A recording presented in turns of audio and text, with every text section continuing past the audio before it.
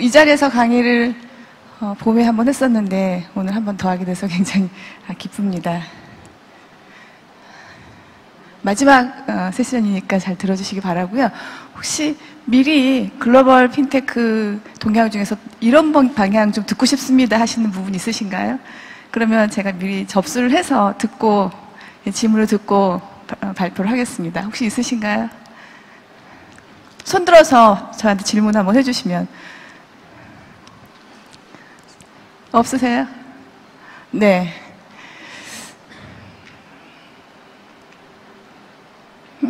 안 넘어가네요? 이쪽으로? 네. 핀테크, 저는, 글로벌 핀테크 동향을, 핀테크의 그 종류 순서로 해서 말씀을 드리고요. 우리가, 한국이 글로벌 핀테크가, 산업을 육성하려면 우리가 무엇을 꼭 알고 넘어가야 될까에 대해서 주요 키워드들을 여러분들께 기억하실 수 있도록 제가 집어드리면서 강의를 마치고자 합니다. 이제 핀테크의 주요 영역에서는 결제가 나오고요. 그 다음에, 송금이나 환전이 나옵니다. 그리고 빅데이터 부분 나오고요.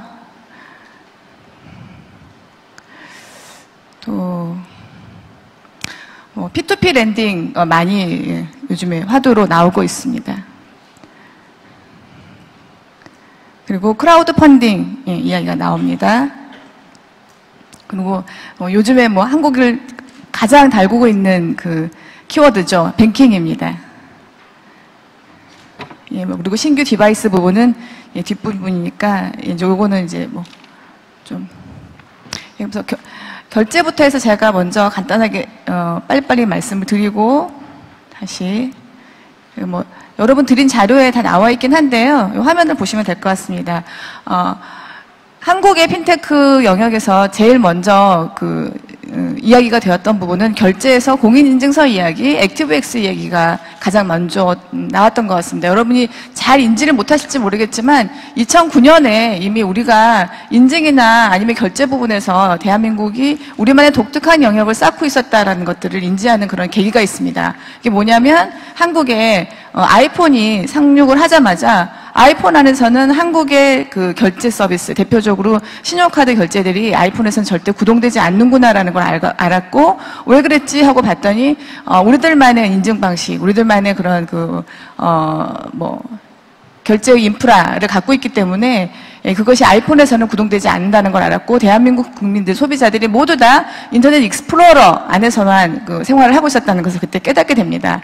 그러니까 결국 그 이후에도 몇 년이 흘러서 대통령이 천송이 코트 발언을 하시고 그제서야 다시 한번 이제 2차로 온 국민이 더 많이 알게 되긴 했는데, 이미 2009년에 우리가 액티브엑스 기반의, 그리고 오직 인터넷 익스플로러 기반에서만 산업이 발전되고 있었기 때문에 외국인들이 우리 한국에 온라인에 접속을 해서 구매를 한다거나 이런 것은 불가능했다는 것을 그때 이미 1차 한번 인지를 했었고요. 그때 이제 총리실에서 검토를 굉장히 깊이 하셨어요. 그래서 2010년 기사를 보시면 공인인증서를 대체하는 수단들에 대해서 검토를 하겠다. 오직 공인인증서를 계속 쓰지 않겠다는 발표는 그때 이미 한번 하셨습니다. 우리가 지금 2014년에 발표한 걸로 느끼시지만 이미 그때 한번 발표하셨고, 기업들에게 공인인증서 대체 수단들을 가지고 오면 정부나 금융당국에서 검토를 하겠다라고 하셨고, 그런 제도도 만들어졌고 기구도 이미 만들어졌었습니다.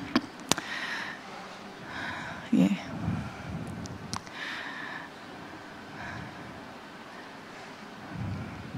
포토페이입니다. 예, 그 페이지에서 여기 앞에 보시는 포토페이인데요.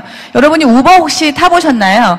우버를 타시면 최초의 앱을 다운로드 받은 다음에 자기 신용카드를 등록을 합니다. 근데 그때 신용카드 등록을 할 때 내가 카드 번호를 입력하거나 하지 않고 신용카드를 사진으로 이렇게 자기 폰에서 사진을 찍어서 등록을 하면 그 카드 번호가 다 입력이 되고, 그날 첫 우버 시승을 하고 내리면 그걸로 바로 결제가 됩니다. 그 두 번째부터도 우버를 예약을 하면 내가 원하는 장소에 와서 내가 원하는 장소까지 데려다주고 나는 그냥 내리면 됩니다. 이때 그 우버가 사용한 것과 동일한 방식인데요. 이렇게 사진을 찍어서 사진을 스캔해서 카드 번호를 입력을 해놓고 결제할 수 있는 겁니다. 요게 포토페이는 신용카드를 지금 스캔하는 건 아닌데요. 이렇게 사진을 찍어서 금융 데이터들을 저장하는 부분들. 송금 한전 이야기 하겠습니다. 비트코인 얘기 많이 들으셨을 텐데요.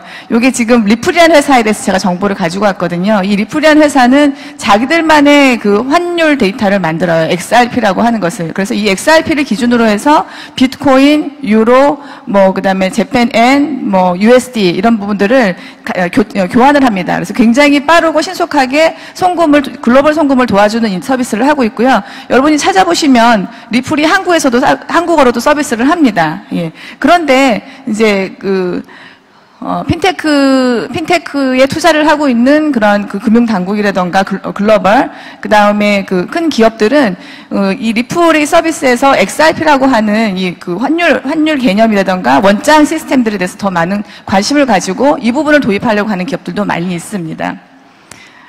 비트코인 이야기 제가 오늘 여기서 하지 않았는데요. 그 앞에서 XRP가 바로 비트코인으로 친다면 블록체인과 같은 거죠. 예. 벤모입니다. 한국에서는 비바 리퍼블리카의 토스라는 서비스가 나왔는데 그 토스라는 서비스가 기업은행하고 농협 두 은행을 이제 메인으로 해서 서비스를 하고 있는데요. 이 벤모가 미국에서는 우리나라의 비바 리퍼블리카의 토스하고 비슷한 서비스입니다. 그래서 젊은 사람들끼리 서로 같이 식사를 하고 더치트리트를 한다거나 아니면 더치트리트를 해서 식사를 하기 위한 것을 모은다거나 이런 용도로 사용하고 있습니다. 동아프리카, 케냐나 탄자니아는 우리나라, 일반적인 그런 국가들보다 금융이 낙후되어 있습니다. 그래서 금융이 낙후되어 있는 국가에서 대표적으로 성공한 사례로, 핀테크 사례로 나온 것이 케냐의 엠파사입니다. 케냐 GDP의 25%에 해당하는 자금이 매년 엠파사를 통해서 거래가 된다고 하는데요.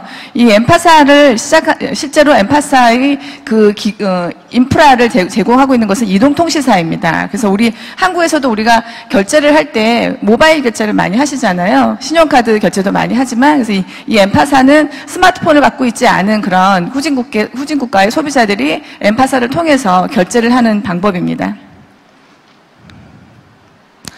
트랜스퍼와이즈입니다. 영국에서 대표적인 핀테크 스타트업이고요. 해외 송금을 하는데 우리 한국은 내가 중국으로 돈을 붙여야 되고 내 옆집에 있는 사람이 중국에서 돈을 받아야 되면 나하고 그 사람하고 서로 돈을 교환하고 중국에 있는 나에게서 돈 받을 사람과 그 다음에 내 옆집에 있는 사람에게 돈 줄 사람끼리 서로 돈을 교환하면 그거는 환칙이라고 해서 불법으로 지금은 그걸 권장하고 있지는 않습니다. 근데 이 트랜스퍼와이즈는 이 환치기 방법을 정확하게 활용합니다. 근데 영국에서는 처음에는 트랜스퍼와이즈 같은 모델이 있지는 않았는데 영국 정부가 이미 한 5년 정도 5년 이상 핀테크를 굉장히 열심히 육성을 합니다. 이 핀테크를 육성함으로 인해서 경제적으로 새로운 어떤 일자리를 창출한다거나 금융 경제를 더 부가가치를 더 높일 수 있다고 생각을 했기 때문에 한 5년간은 굉장히 강하게 드라이브를 걸었고요. 5년 동안 드라이브 건 이후에 영국 정부가 통계조사를 합니다. 핀테크를 육성함으로 인해서 은행의 일자리가 없어졌는가, 또 핀테크를 육성함으로 인해서 더 어떤 금융의 어떤 규모가 더 적어졌는가에 대해서 조사를 했는데 통계 자료를 뽑아보니까 더 많은 일자리가 창출이 되고 전체적으로 금융 경제가 더 많이 확산되고 더 커졌다는 것을 확인을 했답니다. 그래서 영국이 근래에 다시 한번 발표를 합니다. 어떤 발표를 하느냐? 지금 지난 5년과 동일한 수준의 핀테크를 키우는 이런 스탠스를 앞으로 당분간은 계속 이어가겠다입니다.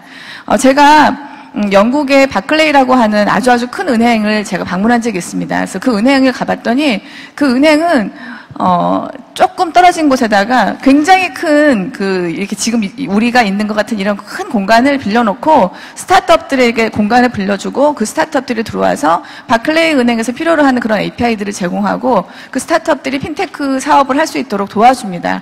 그래서 처음에는 은행이 대부분 할 수 있을 텐데 왜 그럴까 생각을 했었는데 시간이 흐르면서 보니까 바클레이가 한편으로는 겁을 먹은 것 같기도 하고 또 한편으로는 굉장히 현명한 생각을 한 것 같기도 했습니다. 내가 그것을 직접 다 한다는 것은 그 많은 것을 직접 다 한다는 것은 오히려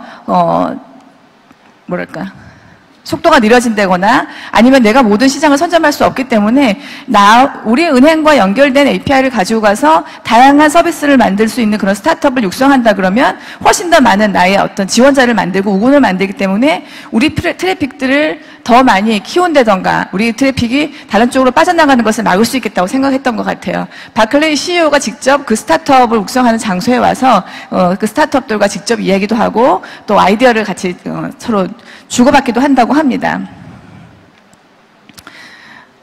환전을 하는 위수합 서비스입니다. 온라인에서 하고 있는데요.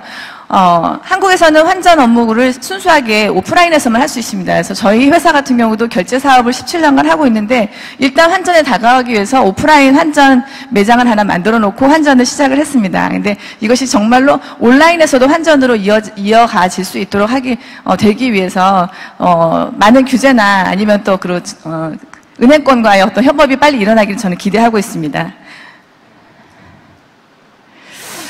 빅데이터 얘기 조금만 하고 넘어가겠습니다.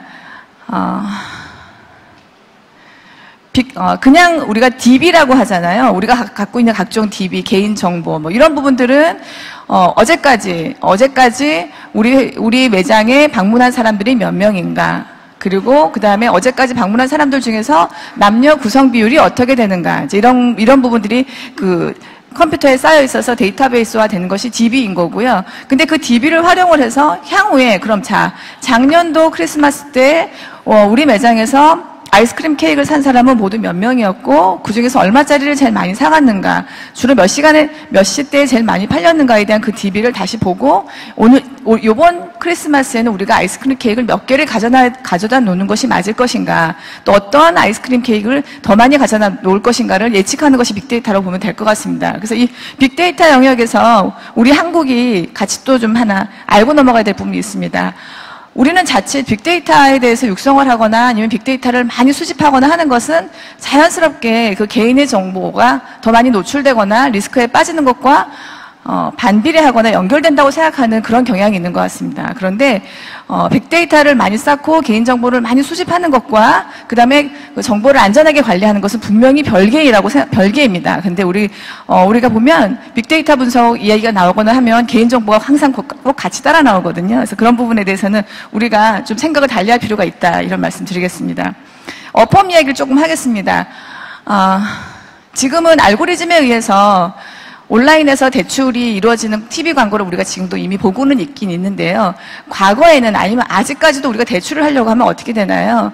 은행이나 금융기관이 심사역을 직접 만나고 그분들이 요청하는 자료들을 제출을 하면 그 심사역이 이 자료들을 보고 그 다음에 이 자료를 보고 금융기관에서 만들어진 그 시스템에 의해서 이 소비자는 신용등급이 얼마이고 얼마까지를 갚을 능력이 있을 걸로 판단이 되니까 얼마까지 대출을 할 수 있고 이율은 얼마를 하겠다를 사람이 결정을 하거든요. 그런데 지금 이미 조금 와 있지만 이것이 알고리즘에 의해서 모바일에서 내가 대출 신청을 하면 어떻게 되나요? 10분 만에, 그리고 막 폰에서 돈이 뚱 떨어지는 광고가 나오잖아요. 근데 앞으로 지금 이 어펌 얘기 잠깐 한다면 앞으로는 어펌처럼 이 소비자가 대출을 신청을 했을 때 이 소비자가 페이스북에 몇 명의 팔로워가 있는지, 트위터를 하고 있는지 안 하고 있는지, 멘션을 몇 번씩 날리는지, 그리고 트위터에서 몇 명의 친구가 있는지, 그리고 페이스북에서는 좋아요를 몇 개를 받았는지라던가, 이 사람이 온라인에 남겨놓은 여러 가지 디지털 핑거프린트, 여러 가지 그 흔적에 의해서 이 소비자는 직장을 가지고 있는가, 급여를 계속해서 어느 수준 이상을 받는가, 신용카드 사용 활동을 하고 있고 매월 한 번도 빠지지 않고 신용카드 대금을 잘 내고 있는지를 그것을 실시간으로 분석을 합니다. 그러니까 실시간으로 분석을 해서 이 어펌은 뭘 하냐면 카드도 내기 싫고 그 다음에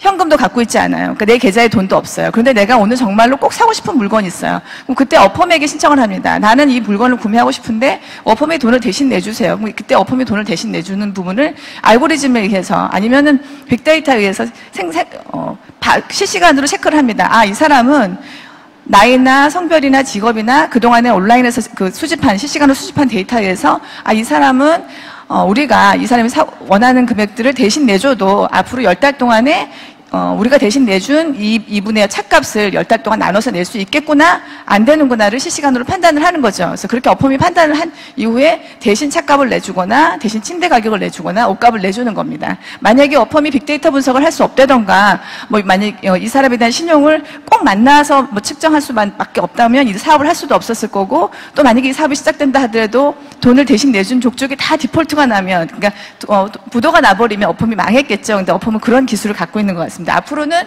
그런 그 알고리즘 플러스 더 추가로 인공지능까지 같이 합세를 해서 이 사람이 앞으로 정확하게 돈을 빌려줬을 때 갚을 건지, 대신 물건값을 대신 치러줘도 갚을 건지를 확인하는 그런 시대가 온다고 하니까 여러분이 그 부분 기억하고 넘어가시면 좋을 것 같습니다.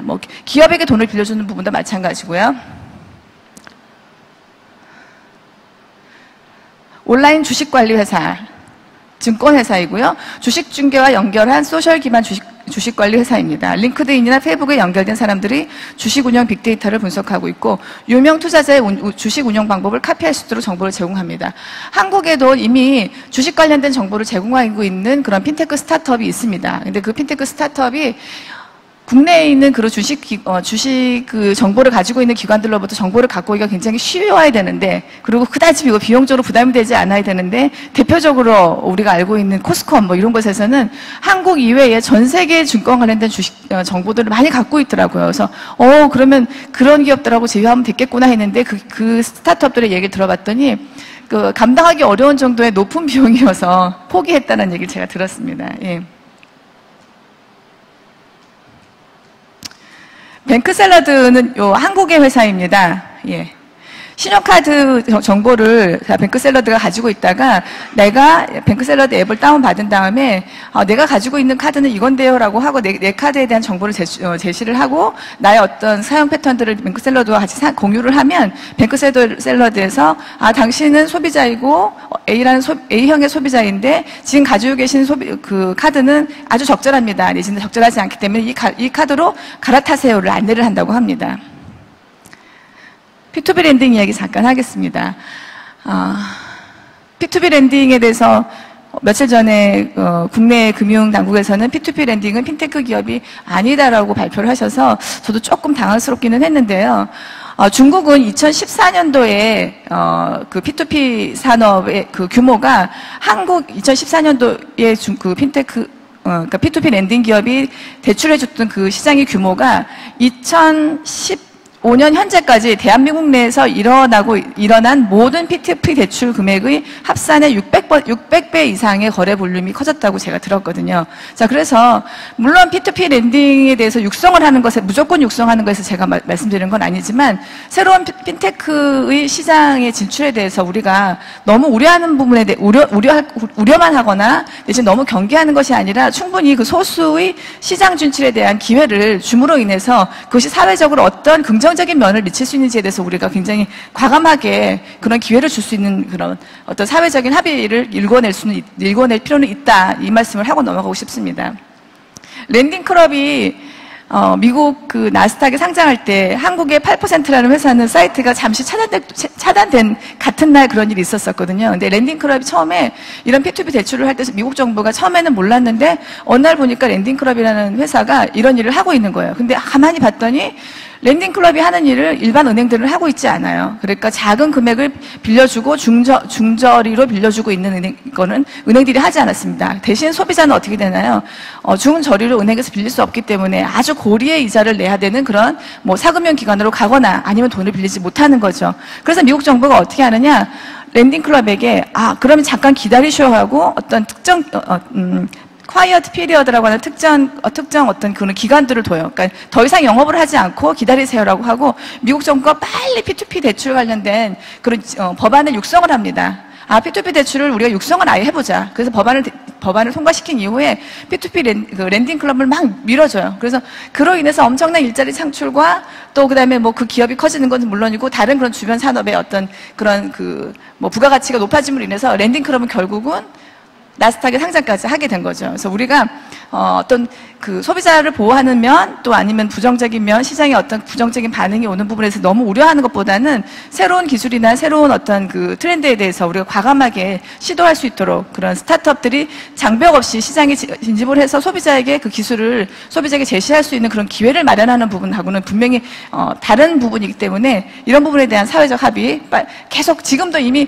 과거에 비하면 굉장히 많은 변화가 있죠. 과거에는 우리가 뭐 금융당국하고 얘기하기도 어려웠고요. 또 이런 제시하기도 굉장히 어려웠는데 지금은 그런 변화가 굉장히 많이 일어나고는 있지만 앞으로도 조금 더 빠르게 그리고 좀 더 과감할 필요는 있다 이런 말씀 드리고 싶습니다. 시간이 많이 흘렀네요. 꼭 드리고 싶은 얘기. 예, 아까 제가 P2P 대출 말씀드렸는데, 이 빌리라는 회사가 있고요. 얼마 전에 한컴도 이 크라우드 펀딩 사이트를 하나 여셔서 새로운 스타트업이 돈이 없을 때 돈을 여러 사람이 십시일반으로 돈을 모아서 그 스타트업에게 돈을 빌려주고 스타트업이 창업을 하거나 아니면 자기가 기술 개발한 그 제품들을 실제로 구현해낼 수 있도록 자금을 모아서 기부형, 그냥 기부해주거나 아니면 제품을 먼저 미리 선구매해주는 형태로 여러 가지 그 크라우드 펀딩이 일어나고 있습니다. 한국 내에서도요. 네, 제가 자료를 너무 많이 준비한 것 같네요. 예, 그럼 은행까지만 말씀을 드릴게요. 피도르 은행은 지금 독일의 온라인 은행인데 얼마 전에 그 룩셈부르크에서 한국에 오셔서 은행 라이센스에 대한 부분들을 발표를 하셨어요. 지금 한국의 은행에 대해서도 많이 핫하긴 하지만 이미 유럽에서는 그 작은 기업들이 작은 소규모의 자본을 가지고 은행을 할 수 있는 그런 제도적인 그런 마련이 돼 있습니다. 그래서 그날 몇몇 은행들을 발표를 해주셨는데 그 중에 몇몇 은행 중에 한 은행은 사진을 이렇게 보여주셨어요. 근데 그 은행은 전 직원이 18명이었어요. 제가 오늘 준비해온 피도르 은행도 전 직원이 40명이 안 되고 30만 구자를 가지고 있다고 얘기를 제가 들었거든요. 그런데 그 룩셈부르크에서 소개한 회사는 18명의 직원이었고요. 그 다음에 18명 중에 국적이 11개의 국적이었습니다. 그래서 11개의 국적의 18명의 직원과 아주 큰 강아지가 한 마리 그 직원으로 있더라고요.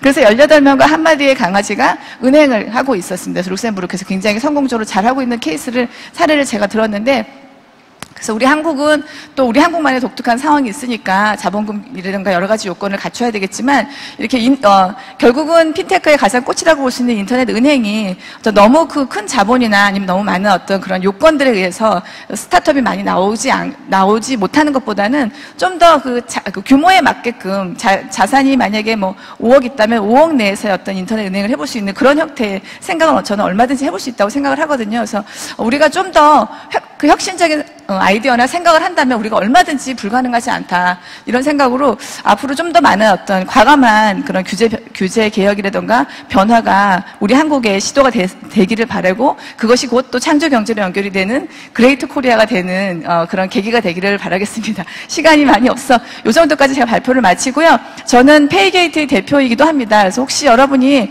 핀테크나 특히 결제나 성공 관련돼서 관심이 있으시거나 질문이 있으시면 저희 회사로 전화를 하시거나 저에게 메일을 보내주시거나 또 좀 제가 명함을 갖고 왔으니까 드리겠습니다. 그래서 질문사항이 있으시면 언제든지 저에게 연락을 주시면 제가 아는 대로 답변을 오늘 이 시간 이후에 추가로 더 드리도록 하겠습니다. 이상으로 발표를 마치겠습니다. 감사합니다.